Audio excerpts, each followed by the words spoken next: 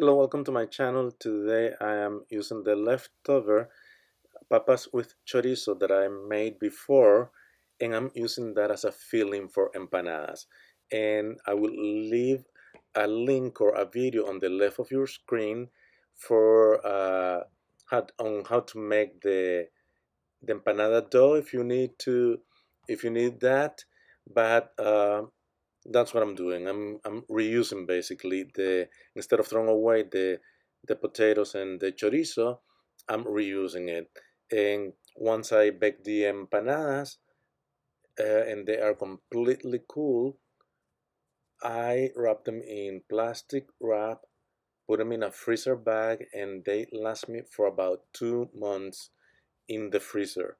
So whenever I'm hungry, all I have to do is reheat the toaster oven at 350 degrees, put the empanadas there, and I have a lunch, a snack, and I'm ready to go. I don't have to go out to buy stuff or anything. They're ready in the freezer.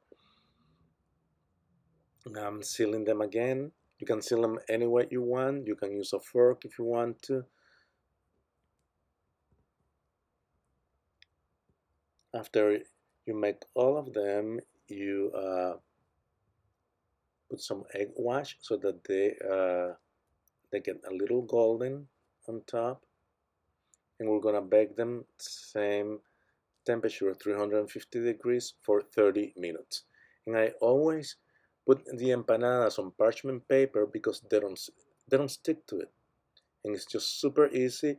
They come off really easy. And I know that there are some of you that don't like to wash dishes, so you can just remove the parchment paper, throw it away, and put away the tray. So anyhow, that's the final result. That's how they turned out.